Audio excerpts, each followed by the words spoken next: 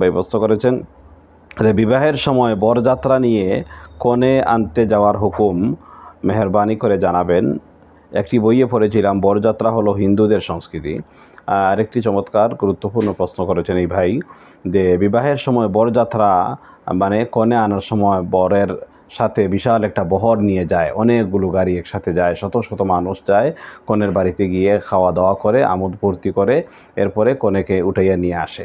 এই যে একটা সংস্কৃতি আমাদের দেশে আছে, দেখুন আমরা প্রথমেই দেখি যে এই ক্ষেত্রে আল্লাহ রসুল হিসেবে নির্দেশনা কি। আল্লাহর হাবিব সাল্লাল্লাহু আলাইহি ওয়াসাল্লাম বলেছেন যে ইন্না আযমান নিকাহি বারাকাতান আইসারুহা মাউনা, যে ওই বিবাহটা সবচেয়ে বরকতের ক্ষেত্রে সবচেয়ে বড় হবে, মহান হবে, যে বিবাহের মধ্যে খরচ কম হবে, ব্যয় কম হবে। ব্যয়বহুল বিবাহ আল্লাহ তাআলার কাছে বরকতময় বিবাহ হতে পারে না। এজন্য ব্যয় যেখানে কম হবে, খরচ কম হবে, সেখানেই বিবাহের মধ্যে বরকত নিহিত রয়েছে। এটা আল্লাহ রাসূল ইসলামের সুস্পষ্ট ঘোষণা দিয়েছেন। তো সেই হিসাবে এই উসুলকে যদি আমরা সামনে রাখি, তাহলে আমরা আরও কিছু বিষয় যদি আমরা খেয়াল করি শরীয়তে, যেমন বিবাহ করার ক্ষেত্রে পুরুষ মহারানা আদায় করবে, এটা আল্লাহ তাআলা কোরআনে কারীমের মধ্যে বলে দিয়েছেন। বিবাহ করার সময় পুরুষ ওয়ালিমা করবে, আল্লাহ রাসূল ইসলাম নির্দেশ দিয়েছেন আউলিম ওয়ালা বিশাতিন। এভাবে বিবাহ করার সময় কোরআনে বলে দিয়েছে যে একজন স্বামী তার স্ত্রীকে ভরণ পোষণের ব্যবস্থা করবে, কাপড়ের ব্যবস্থা করবে, বাসস্থানের ব্যবস্থা করবে, সম্পূর্ণ এগুলো পুরুষের দায়িত্ব। এবং এই যে শরীয়তে বিবাহের যে কিছু নীতিমালা আছে, এই যে আমরা কয়েকটা বিষয় বললাম বিবাহের কাজ, সম্পূর্ণ এগুলো পুরুষ বা এটা স্বামীর একটা কাজ, এটা স্বামীর পক্ষ থেকে এটা দায়িত্ব। নারীদেরকে কোনোভাবেই বা নারীর পক্ষ থেকে বা নারীর পরিবারকে শরীয়ত কখনো বলে নাই যে এই খরচ করো, এই করো, পুরুষকে যৌতুক দাও, তার স্বামীকে যৌতুক দাও, কিংবা বরযাত্রী আসলে তাদেরকে খাওয়ানোর ইন্তজাম করো, এগুলো কোনোভাবেই শরীয়ত বলে নাই।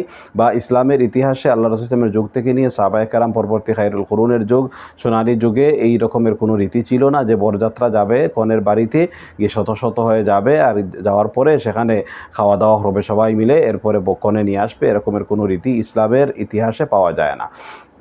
তো সেই হিসাবে আমরা এটা বলতে পারি যে এটি আসলে নতুন আবিষ্কৃত এবং ভিন্ন ধর্মের একটা সংস্কৃতি, ভিন্ন ধর্মের এটি একটি রীতি। এটি কোনোভাবেই মুসলমানি রীতি হতে পারে না।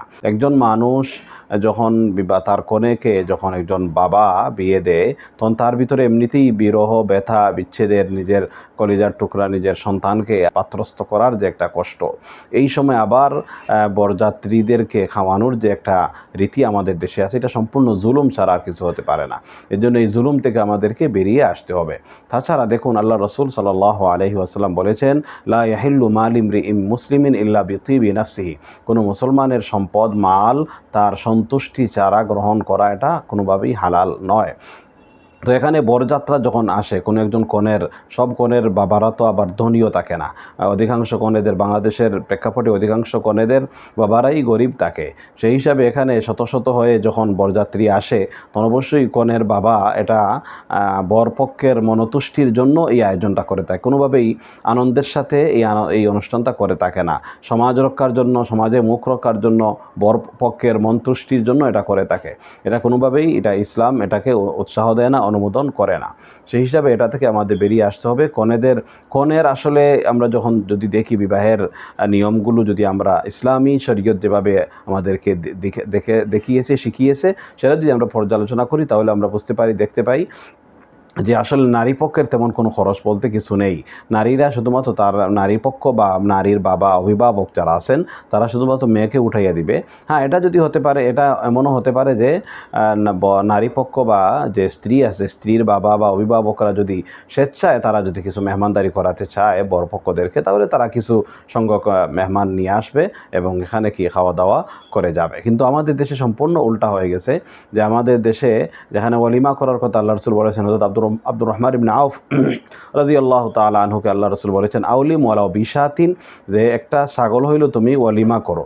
এই যে পুরুষকে আল্লাহ রাসূল বা স্বামীকে যেই নির্দেশ দিয়েছেন, এটা আমাদের দেশে হয় না। এই আমলটা অনেকেই কি ওয়ালিমা করতে উৎসাহিত আমাদের সমাজে করা হয় না, বা আমাদের বর সমাজ যারা আছে তারাও ওয়ালিমা করতে তেমন একটা আগ্রহ বোধ করে না। তারা সবাই কনে পক্ষের বাড়িতে যায় বন্ধুবান্ধব নিয়ে। এটা কোনোভাবেই এটা কি ন্যায়সঙ্গত বা ইনসাফসম্মত কোনো কাজ হতে পারে না।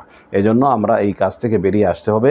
বরযাত্রাকে আমরা এটা বরযাত্রা বলি, যেটা কোনো ভালো কোনো যাত্রা হতে পারে না। যাত্রা আবার কি, বর তো সে তার বন্ধুবান্ধব, তার আত্মীয় স্বজনকে সে নিজে খাওয়াবে, নিজে আয়োজন করে খাওয়াবে। কনের বাড়িতে কনের বাবার উপরেই ভার, কনের বাবার উপরেই ছাপ সৃষ্টির আসলে কোনো মানে হয় না, এবং এটা শরীয়ত অনুমোদনও করে না। কনের বাবা যদি স্বেচ্ছায় যদি কিছু সংখ্যক মানুষকে বরের পক্ষের কিছু সংখ্যক মানুষকে যদি মেহমানদারি করাতে চায়, তাহলে সেটা ভিন্ন প্রসঙ্গ, খুবই সীমিত পরিসরে এটা যাওয়া যেতে পারে। কিন্তু বরযাত্রার নামে গাড়ির বিশাল বহর নিয়ে যাওয়া, এটা আসলে মুসলিম বা ইসলামী সংস্কৃতির অন্তর্ভুক্ত না। এটা একটা বিজাতীয় সংস্কৃতি, ভিন্ন ধর্মীয় সংস্কৃতি, এটা অপসংস্কৃতির অন্তর্ভুক্ত, অপসংস্কৃতির পর্যায়ে পড়ে। সেই হিসাবে এই অপসংস্কৃতি থেকে আমাদের বেরিয়ে আসতে হবে। আল্লাহ সুবহানাহু ওয়া তাআলা আমাদের সবাইকে বিবাহ কেন্দ্রিক যেগুলো অনাচার আছে, দেখুন খুবই দুঃখজনক বিষয় যে বিবাহ কেন্দ্রিক আসলে আমাদের সমাজে, আমাদের দেশে, আমাদের সমাজে বিবাহর মধ্যে শুধুমাত্র এই মহারানা, ইজাব কবুল এবং এই যে খুতবা পড়া, এই কয়েকটা কাজ, কয়েকটা সীমিত 2-4টা কাজ ছাড়া বিবাহের সবগুলো বিষয় নাজায়েজ এবং ভিন্ন ধর্মীয় বিজাতীয় সংস্কৃতির সম্পূর্ণ দখলে চলে গেছে। যার কারণে দেখা যায় বিবাহের আয়োজনে ফ্রি মিক্সিং, বরযাত্রার মতো একটি জুলুম এবং অনাচারের এবং অপসংস্কৃতিমূলক একটি কর্মকাণ্ড ঘটে। আরও অনেক পর্দা লঙ্ঘনের মতো কাজ ঘটে। আরও অনেকগুলো বিষয়, এই গেট বাধা, অপচয় করা, লাইটিং টাইটিং যা কিছু আছে খরচের ক্ষেত্রে, দেখা যায় বিবাহ করার ক্ষেত্রে ইসলামের যে একটা রীতি আছে, নীতি আছে, মূলনীতি আছে, এগুলো কোনোভাবেই ফলো করা হয় না। এজন্য আমাদের বিবাহ করার ক্ষেত্রে যারা কর্তৃপক্ষ, যারা যে বিবাহ করবে বা তার অধীনস্থদেরকে, সন্তানদেরকে বিবাহ করাবে, তাদের জন্য উচিত হলো বিবাহ সংক্রান্ত এই সকল মাসআলা মাসাইল জানা। বিশেষ করে যদি জানা না থাকে, তাহলে এই জাতীয় বই পুস্তক পড়া, কোনো বিজ্ঞ আলিমের পরামর্শ নেওয়া, তাদের কাছ থেকে সুপরামর্শ নিয়ে এই কাজ করা, এটা আমাদের করা উচিত। আল্লাহ সুবহানাহু ওয়া তাআলা আমাদের সকলকে আমাদের জীবনের প্রতিটা ক্ষেত্রে দ্বীন ও শরীয়তকে মেনে চলার তৌফিক দান করুন। আমিন। আসসালামু আলাইকুম ওয়া রাহমাতুল্লাহি ওয়া বারাকাতুহু।